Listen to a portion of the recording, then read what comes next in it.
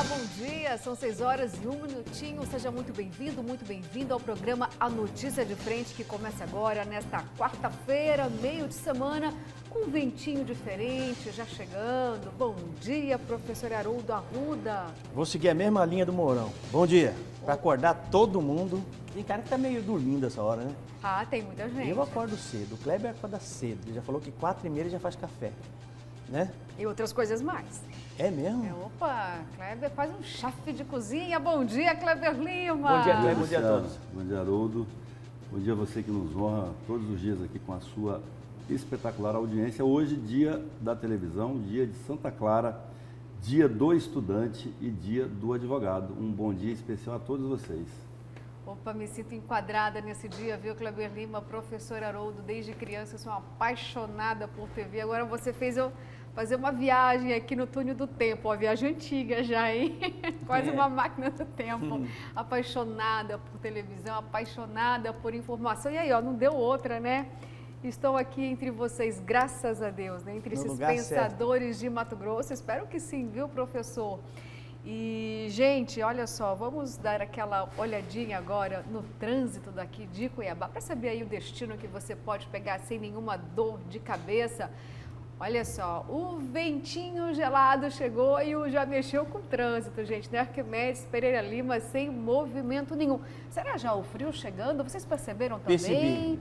Né? Eu ouvi o vento. Quando eu ouço o vento em Cuiabá, eu falo, epa, não tá normal, eu vim devagarinho, né? porque realmente o frio Pois estava bem é, frio. eu acho que aí os termômetros terão alterações novamente. Nós temos aí mais um girozinho agora das câmeras. Vamos diretamente para a Avenida Miguel Sutil, na rotatória da Dante Martins de Oliveira. Nos dois sentidos já tem um trânsito aí, mas está leve mesmo, viu? Cuiabano hoje vai levantar mais tarde, então. Olha que o frio nem chegou, é só uma temperaturazinha amena, mas daqui a pouquinho vai dar uma olhada aqui, viu? Para a gente ver se realmente vai ter essa inversão térmica novamente, que o cuiabano fica preocupado, né? Bom, vamos lá agora, Avenida do CPA.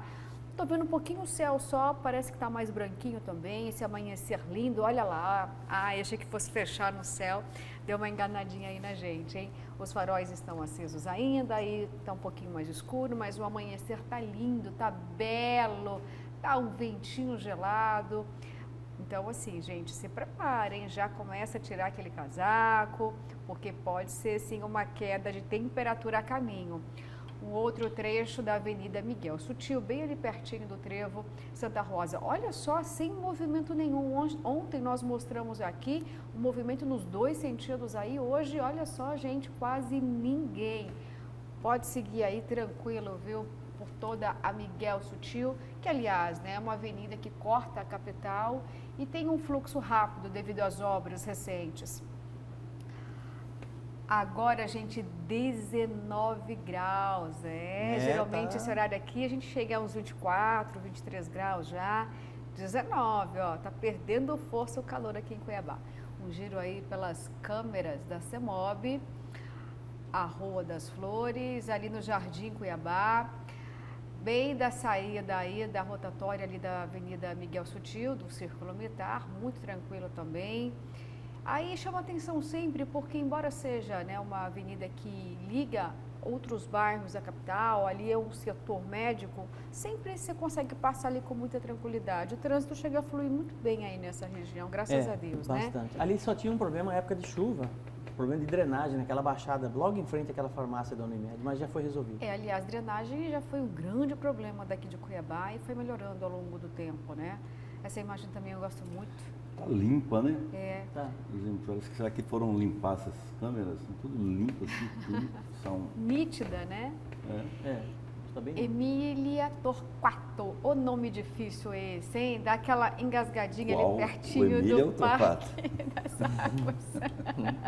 Olha, você que não fez seu exercício de articulação, falar o Torquato aqui, ó, bem falado, vou falar pra você, me dá uma cãibra, viu? Pindamonhangaba. Pindamonhangaba, tá ventando lá, Kleber Lima. Agora Kleber vai colocar aqui umas cascas de banana pra eu. Ah lá, começou. Paralelepípedo não tem aí não, viu, Kleber? Não tem. Aí já é um trecho bem moderno de Cuiabá. E aí a gente viu pouco movimento também, né? Olha que céu maravilhoso, a ponte Sérgio Mota ali na Beira-Rio. É bonita essa imagem, esse verde de Cuiabá, né? Olha que coisa linda, poderia ter muito mais. Você uma vez lembrou, Kleber, que aqui já foi a Cidade Verde. Professor, que falta faz ter uma cobertura vegetal por toda a capital, principalmente nos bairros, né, mais periféricos. É preciso ter, né, novamente um programa aí para poder trazer mais paisagismo, uma cobertura vegetal, para que a gente tenha uma sensação térmica melhor. E também que relembre que somos amantes da natureza, né? Afinal de contas, não é a capital do Pantanal? Com essa história do VLT, retiraram mais de 2.000 árvores de Cuiabá, né? Mas poderia ter migrado, né, professor? Sei lá. Migrado, tira daqui e coloca ali. Gente, vamos embora porque temos notícias abertas, viu? E hoje nós estamos aqui vivendo um caldeirão político em Mato Grosso e também em Brasília. Então, já estou antecipando aí o que vem pela frente nesse programa. Eu, se fosse você, ficaria ligadinho, porque aqui tem a informação que você está esperando, que você precisa, viu? E fica aí o nosso número do WhatsApp para você fazer aquele bate-papo gostoso. E você já sabe, hein? Doa quem doer a sua mensagem aqui na medida do possível. A gente vai lendo, vai discutindo. Então é muito importante a sua participação. E se você precisa ir trabalhar agora, não tem problema, viu? Coloca lá no Facebook, acompanhe o programa pelas redes sociais, vai ouvindo a gente, continue conosco de qualquer forma, tá bom? E agora eu vou chamar ao vivo o repórter Oliveira Júnior, que vai trazer para a gente notícias quentes lá da Assembleia Legislativa de Mato Grosso. Já temos aí ao vivo o repórter Oliveira Júnior. Olá, Oliveira, bom dia para você, para a sua equipe, uma excelente quarta-feira. E aí eu pergunto para ti, que história é essa? Pode ter CPI na Assembleia Legislativa? É o deputado Lúdio Cabral que está querendo instaurar esse processo. Conta para a gente que CPI seria essa?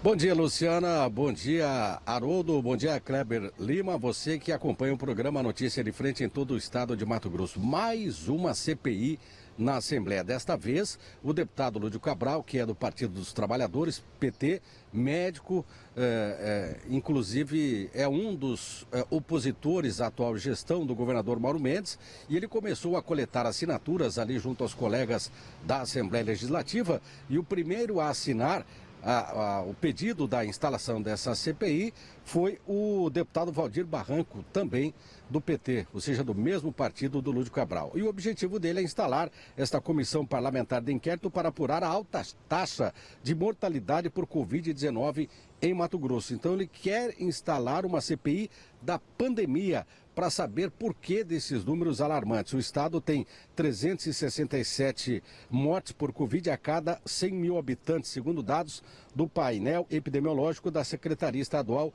de Saúde da última segunda-feira.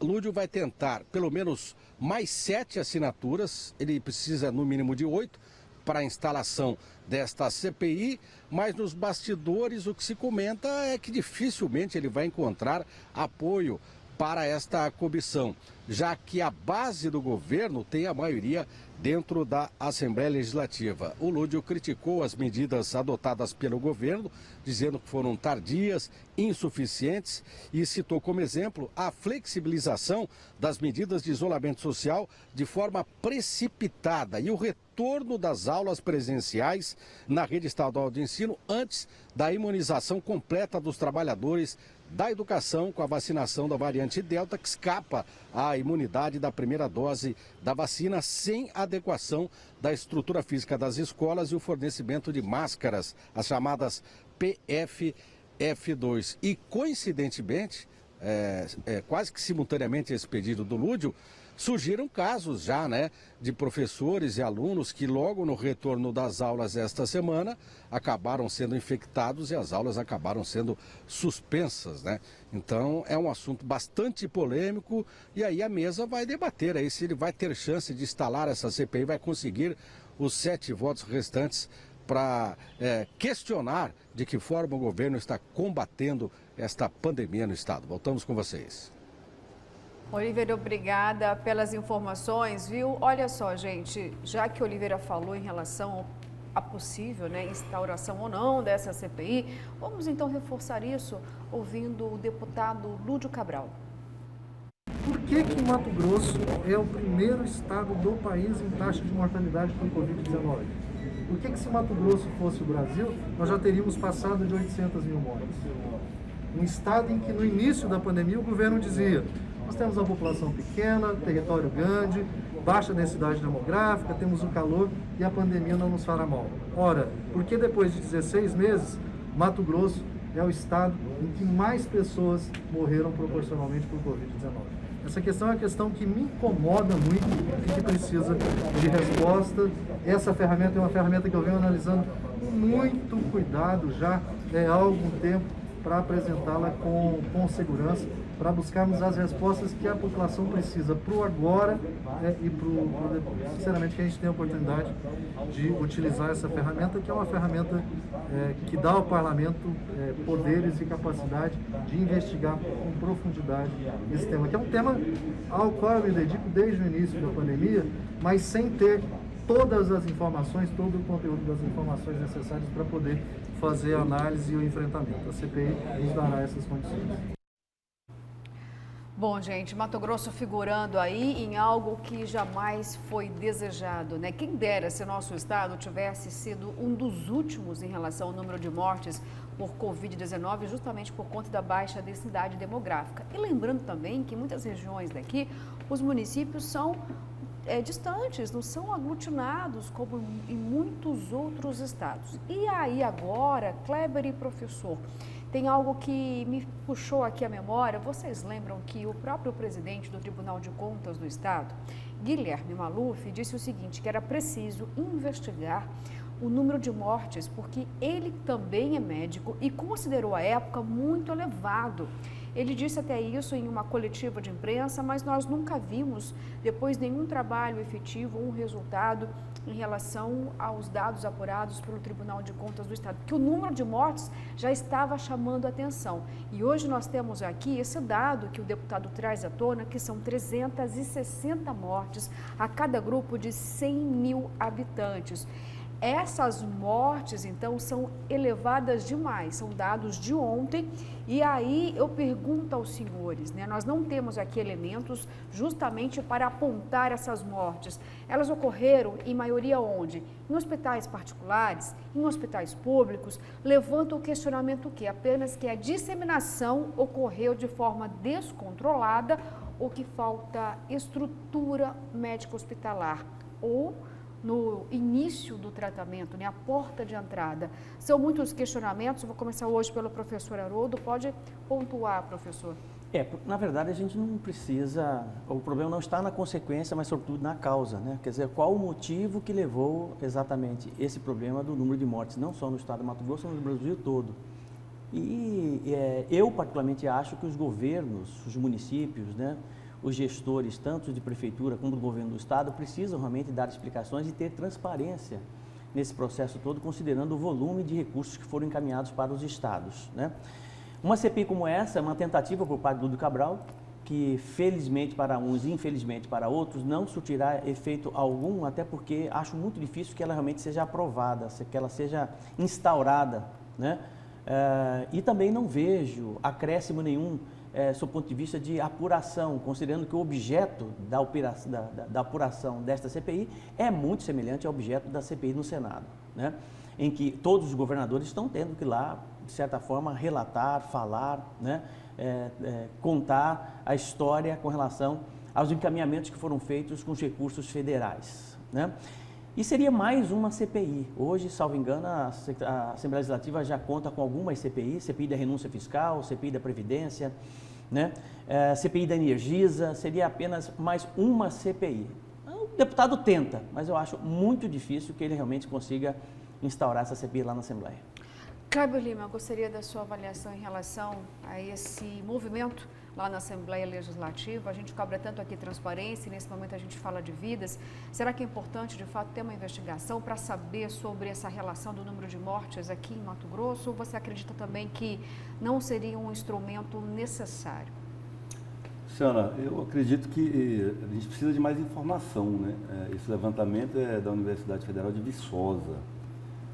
precisa que a Secretaria de Estado de Saúde se manifeste, que ela avalize ou conteste esses números, que a gente compreenda o significado disso, porque essas estatísticas, eu lembro do Dr. Gabriel Novis Neves, uma vez faz uns 15 anos, ele disse o seguinte, que pelas estatísticas ele já estava morto, tinha uns 10 anos, né? Porque a estatística, assim, a expectativa de vida média do brasileiro era de menos de 70 anos à época, e ele já estava dobrando o cabo da Boa Esperança, então ele já estaria morto.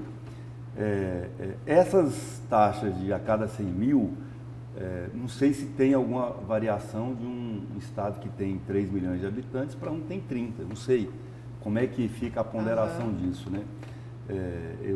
E até é aplicada essa mesma regra para lugares que têm menos de 100 mil habitantes, né? Então, eu não entendo, na verdade, essa metodologia.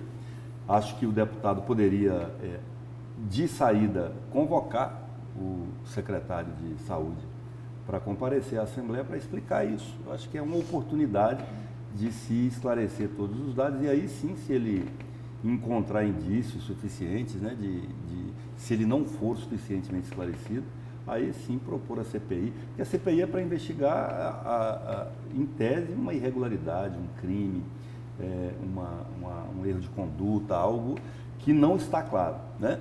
Se ficar claro, tome-se outras medidas já. Não há nem necessidade. E se ficou claro, aí a gente passa para frente, né, para outro assunto. Porque a pandemia, ela trouxe inúmeras dificuldades, né? Se a gente relembrar aqui, justamente que você pontuou isso, né, o objeto dessa investigação, talvez a análise seria em relação à estrutura dos hospitais, de que forma os recursos foram empregados. Porque uma coisa, exatamente, a gente também não sabe aqui, nós não temos todos os dados. Parte dessas pessoas morreu, a maioria já estava tendo algum tipo de tratamento médico, elas estavam hospitalizadas, algumas morreram sem mesmo conseguir acesso ao tratamento de saúde. Vocês lembram que em picos da pandemia, os hospitais fecharam aqui o pronto atendimento, Kleber e professor, ou seja, isso quer dizer o quê? Que muitas pessoas, infelizmente, gente, morreram sem nem mesmo conseguir hospitalização, conseguir um tratamento. Então, ou seja, acaba flutuando muito esse cenário, essa situação, pode se perder um pouquinho o objeto. Agora, o que a sociedade pede, e a gente faz essa reflexão, será que os recursos que vieram para os municípios, para os estados, já que a CPI do Senado não consegue, de fato, verticalizar essa investigação, seria papel, então, dos estados e dos municípios, de fato, trazer mais às claras tudo aquilo que foi investido, porque, Kleber Lima, vou te contar, quanta reclamação das pessoas, hein? Sem acesso, professor, a medicamento, sem acesso a médico, um detalhe importante, questionamento em relação aos equipamentos nos próprios hospitais. E tem um detalhe importante, já que você me provocou, veja bem, a gente não precisa ir muito longe, não. Nós estamos com uma operação aí no município, com um desvio de 100 milhões de reais apontado pela Polícia Federal por conta exatamente de recursos federais que vieram para fazer o enfrentamento da Covid-19 e não foram feitos, foram desviados por um grupo de empresas aqui no município, né, que, de certa forma, desviaram dinheiro, né, de recurso federal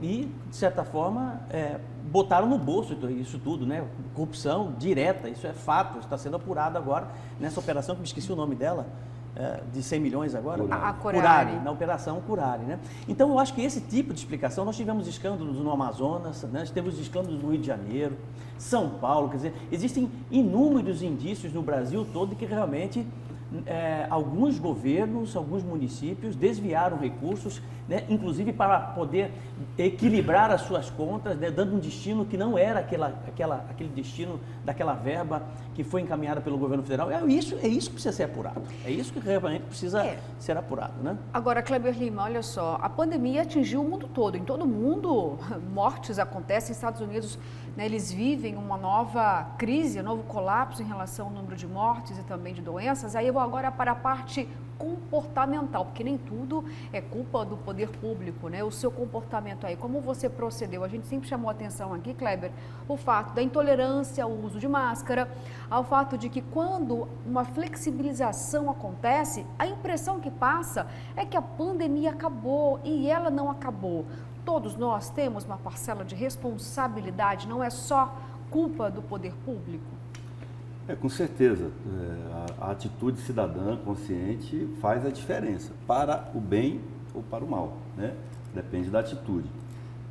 Eu não estou querendo aqui eximir a responsabilidade dos agentes públicos. Claro. Ao contrário, o agente público tem mais responsabilidade do que o cidadão comum, porque ele está ali para isso. Ele vive exclusivamente para aquilo. O eleito e o nomeado, tanto faz. O eleito, inclusive, se propôs, se candidatou, falou, eu quero representar você, né? Então é dele que a gente tem que cobrar mais responsabilidade sobre todos os aspectos, da vida em sociedade. Da gestão de políticas públicas, da proposição de políticas públicas, da execução de políticas públicas, ou não, ou a omissão, a ausência, a incompetência, a negligência nesses casos. Então, isso é um esclarecimento importante. Porém, eu gostaria de entender, assim, para se criar uma CPI, que é o assunto, a gente precisa ter um objeto definido. Olha, eu tenho aqui indícios de que houve desvio na aplicação dos recursos federais que vieram para o combate à pandemia. Não foi o que o deputado falou. Olha, eu tenho aqui indícios que mostram claramente que houve negligência da Secretaria Estadual de Saúde por não adotar tal medida em tal tempo. Também ele não deixou claro se é isso. Ele está questionando um dado que vem de fora da Universidade de Viçosa, que coloca Mato Grosso como o segundo pior desempenho de mortes por 100 mil habitantes, só ganha de Rondônia. E o mesmo estudo diz o seguinte, também a segundo pior caso de mortes no interior. Então a gente tem dois dados, mas o que eles significam, o que o deputado, que é médico, que é um deputado inclusive muito sério, o Lúcio, eu gosto da atitude do Lúcio, perfeito sanitarista, não é um oposicionista extremista que fica jogando pedra por jogar pedra, embora seja bastante firme, gosto bastante da atitude dele, mas eu acho que precisa ele explicitar melhor os motivos, e eu acredito que ele vai fazer isso na justificativa do requerimento de CPI, sob pena de não conseguir adesão dos seus pares pelas dificuldades que já foram colocadas aqui. A bancada governista, em geral, não apoia a CPI, e quando apoia, acaba depois limitando a atuação da CPI, como a gente vê em Cuiabá. E no Senado também, né? A oposição tentando investigar e a sustentação tentando relativizar, normalizar, dizer que não é por ali. Então, assim, às vezes é uma perda de tempo, você fica numa discussão sem fim que não chega a lugar nenhum. Volto a dizer isso, uma sugestão aqui ao deputado, ou a outros deputados, Lúdio, ou a outros deputados que estejam eventualmente nos assistindo, que talvez fosse mais importante, objetivo, consequente, produtivo, nesse momento, solicitar as informações para que a Secretaria de Saúde, o secretário Gilberto, explique o porquê que Mato Grosso está nessa posição nada honrosa também, né? E aí, se a partir dessas explicações, ele tomar a decisão se ele ainda sente a necessidade de investigar, de propor a CPI ou não. Acho que poderia ser mais útil. Tá certo. Bom, gente, enquanto essa CPI aí não tem um desfecho, faça você a sua CPI individual. Faça uma investigação interna aí para saber onde você pode contribuir ainda mais, tá? Para não disseminar a Covid-19 e até mesmo para ajudar outras pessoas a se conscientizar em relação à importância da vacinação, por exemplo, porque a pandemia, infelizmente, ainda não acabou. A gente torce para que isso aconteça todos os dias, mas infelizmente ainda o Brasil está chorando pelos seus mortos e Mato Grosso, infelizmente, não é diferente. Bom, gente, agora eu quero falar de um outro assunto aqui bastante polêmico, e aí eu diria aos senhores, Kleber Lima, 218 disparos mataram o voto impresso, a PEC do voto auditável. Brasília ferveu ontem, inúmeras críticas ao presidente Jair Bolsonaro, porque parte do Congresso entendeu que o presidente forçou a barra, colocou lá o desfile militar, e aí parte acredita que foi aí uma grande afronta à democracia, não adianta ter esse tipo de pressão. E eu pergunto para ti, será que os 218 votos contrários à PEC podem de fato significar que essa discussão não volta mais? É o ponto final? O presidente vai aceitar essa derrota ou não? Luciana, esse debate, tenho falado isso aqui desde o começo, ele é um debate forçado, artificializado. Isso não é um problema real. Não é uma agenda real, não é um problema real da sociedade brasileira. Nós não temos este tipo de problema na nossa democracia. Não é o nosso sistema eleitoral o problema. Como isso foi dito ontem por inúmeros parlamentares, inclusive o presidente da Câmara, o Arthur Lira, nós temos 513 deputados federais no Brasil. Todos eles, sem nenhuma exceção, foram eleitos pelo sistema eletrônico. Os 81 senadores foram eleitos pelo atual sistema eletrônico de votação. O presidente da República foi eleito por esse sistema, que é instituído no Brasil há algumas décadas, né? Eu acho que se a gente estivesse dedicando mais atenção, por exemplo, na reforma da legislação eleitoral, que ainda tem aspectos que precisam de aperfeiçoamento, talvez essa energia produzisse melhores resultados. A gente está discutindo de novo se volta a coligação ou não, está discutindo financiamento público, os tais 5,7 bilhões, por exemplo, que foram aprovados na LDO para financiar as eleições do ano que vem. Se isso é o melhor caminho num país que ainda tem tantos desafios econômicos para superar, instituir apenas o financiamento público, que é dinheiro público. O dinheiro público é que sai do bolso do cidadão, do contribuinte. Nós estamos aqui num estado que repercussão, que é a notícia internacional, porque apesar de ser, em detrimento de ser o maior produtor de alimentos do Brasil e um dos maiores do mundo, tem gente passando fome e vivendo da sobra e da bondade de um açougue, na fila do ossinho. E aí nós vamos tirar dinheiro público que poderia ser destinado, por exemplo, 5,7 bilhões.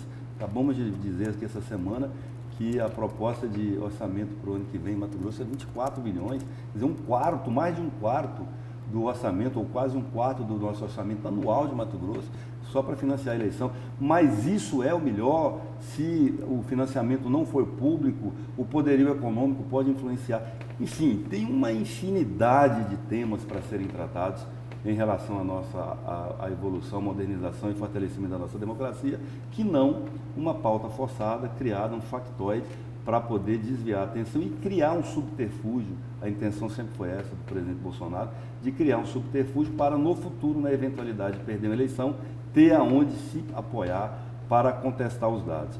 A votação de ontem, ela não foi maior, os votos contrários, por duas situações. A coação digital, que foi muito forte, que prevaleceu,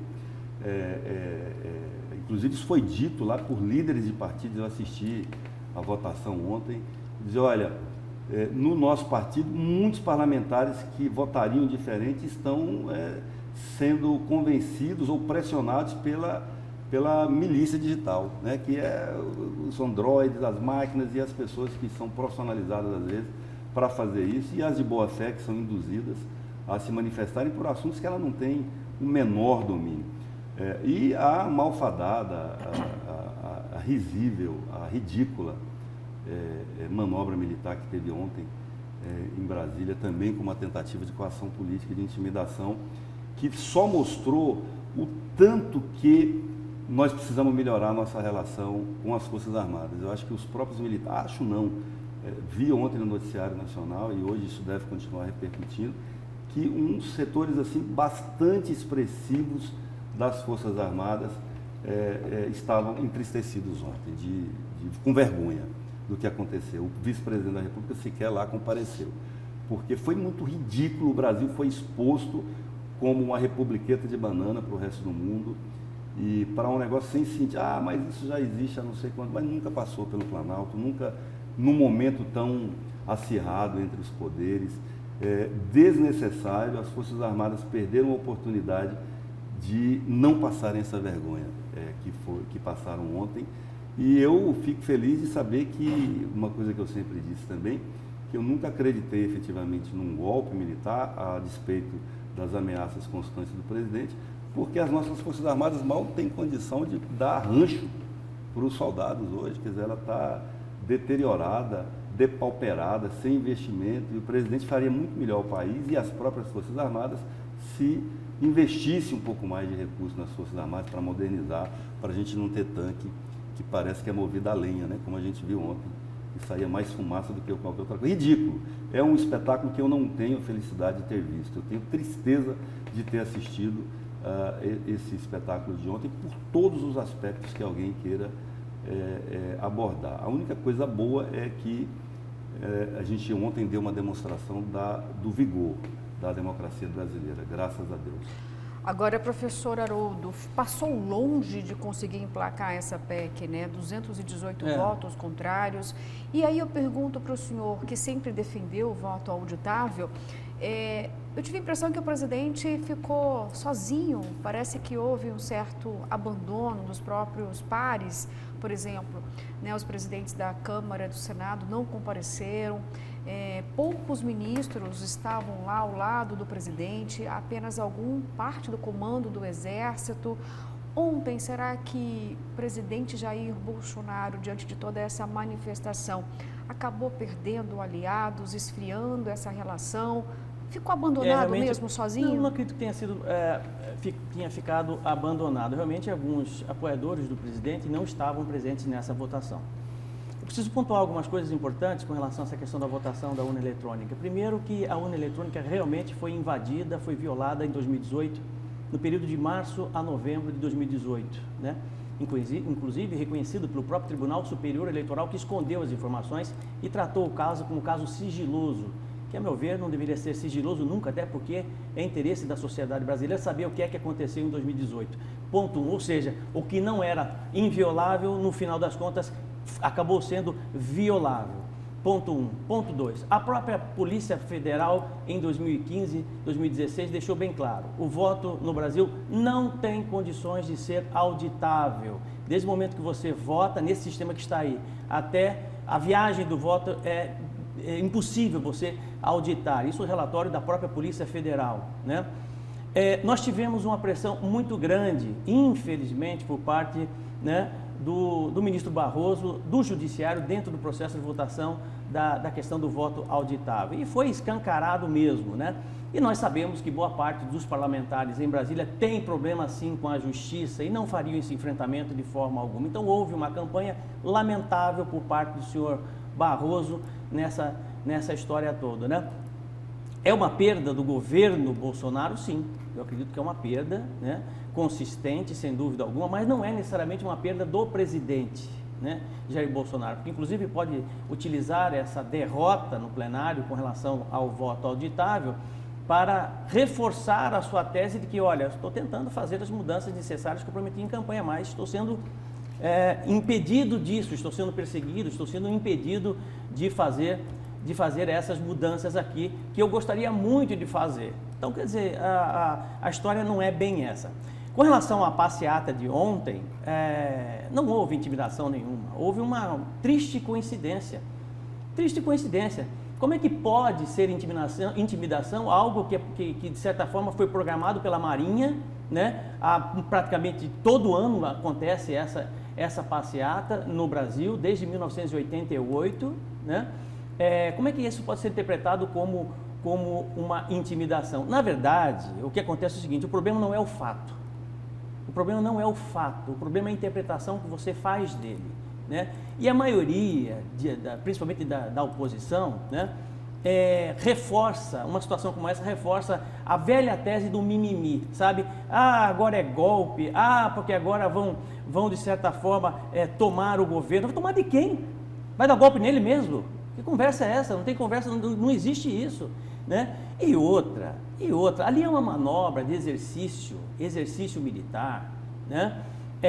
Da Operação Formosa, apenas para se fazer um exercício de equipamentos de anfíbios, né? Porque é uma demonstração ridícula do poderio bélico do Brasil. Você acha que as Forças Armadas iam, de certa forma, né, expor exatamente todo o poder bélico que o Brasil tem, para que o mundo reconheça? As pessoas precisam entender que quanto mais outros países, né, desconstroem o Brasil, melhor para o mercado internacional. Ninguém quer ver o Brasil forte, Né? Ninguém quer, lá fora, ninguém quer ver o Brasil forte. Né? Quanto mais nós temos um país desunido, completamente dividido, é pior para o Brasil como um todo. Né? Então eu não vejo dificuldade, problema nenhum nesse sentido. Agora, eu acho que sim, houve uma perda por parte do governo Bolsonaro, mas não necessariamente para ele, né? Para o presidente Jair Bolsonaro, que vai utilizar agora, como consequência disso tudo, né? Exatamente manter a sua posição junto ao seu grupo de apoiadores, de que realmente ele quer fazer as mudanças, mas está sendo impedido. Bom, gente, agora chegou o momento de eu destacar esse assunto. Esse assunto aí, esse tema me lembrou de duas uma, né? Eu não sei se a melhor caricatura de ontem é o Recruta Zero do Gibi, ou se o Sargento Pincel dos Trapalhões. Bom, vamos... Estou com essa dúvida aqui. Os principais veículos de comunicação, né, do mundo praticamente tiraram onda na cara dos brasileiros, pelo menos foi a visão da imprensa internacional. Você viu alguma repercussão, importante isso, você viu alguma repercussão, por exemplo, do investimento do governo federal, né, no desenvolvimento do grafeno, por exemplo, no Brasil, que é alta tecnologia? Você viu alguma divulgação disso internacional? Não teve. Porque não tem interesse nenhum em divulgar exatamente a alta tecnologia do governo brasileiro. Os Estados Unidos não tem interesse nisso. França não tem interesse nisso, a Alemanha não tem interesse nisso. O interesse deles é desconstruir o Brasil. É desconstruir o Brasil para que realmente o Brasil fique fragilizado no mercado internacional. É isso que as pessoas precisam entender. Professor, já que eu estou nessa série, mas nesse momento grande parte dos brasileiros também não está numa condição frágil. A gente mostrou aqui, por exemplo, Mato Grosso, as pessoas na fila dos ossinhos. O Brasil, nesse momento, tem mais de 15 milhões de desempregados. É claro que o governo federal tem ações positivas, nós somos um gigante, nós produzimos praticamente tudo. Nós temos apenas um problema aqui, muitas vezes, de industrialização. Mas quando a gente fala das mazelas do Brasil, é claro que os pontos positivos, a produtividade, o quanto o brasileiro é forte e trabalhador, acontece. É claro que o governo federal precisa, de fato, ter um programa específico para fazer com que a nação cresça. Mas nesse momento, em plena pandemia, é claro que tudo aquilo que for mais frágil também ganha repercussão. Sim, Luciana, mas veja bem, você vê, por exemplo, olha, essa pandemia trouxe um problema econômico mundial. Você tem desempregados nos Estados Unidos, milhares de pessoas desempregadas nos Estados Unidos, na Alemanha, no Reino Unido, na Espanha, na Itália. E ninguém na Itália, na Alemanha, está chamando Angela Merkel, está chamando o Boris Johnson de genocida. Você está entendendo? Então, este é o problema deste país. Você está entendendo? Quer dizer, então, nós tivemos um problema econômico, nós estamos vivendo uma pandemia, que você tem uma trágica situação mundial de falta de emprego, né? De pessoas passando fome. Não é só aqui que tem problema de ossinho, não. Existem milhares de pessoas no mundo passando fome, gente. Está entendendo? Por conta da pandemia, piorou mais ainda essa situação. Mas aqui tem gente que tem prazer, quase que sexual, em divulgar as dificuldades do país para o mercado internacional. Em vez de lavar a roupa suja aqui dentro, não. Sai falando para o mundo o problema. Porque aparece 2, 3 carros, entendeu? De tanque de guerra brasileiro, que está ali apenas para fazer uma marcação, para fazer uma passeata, nada mais que isso. Porque a tecnologia bélica do Brasil não está ali. Não está ali. Eu posso falar para você com toda a sinceridade e com toda a segurança. Porque aí começa a fazer graça com a coisa, piada com a situação dele mesmo. Dele mesmo, porque ele é brasileiro.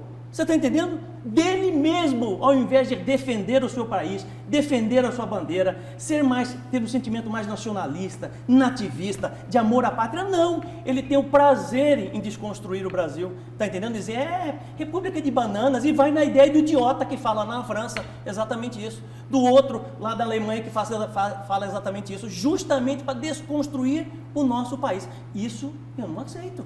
Olha só, gente, esse assunto aqui rende muito, mas eu preciso chamar o intervalo. Mas na volta eu prometo, tá, que eu vou finalizar esse assunto, porque ainda preciso aqui fazer um destaque dos nossos portais e também as suas mensagens, tá? São 6 horas e 40 minutos, voltamos daqui a pouquinho.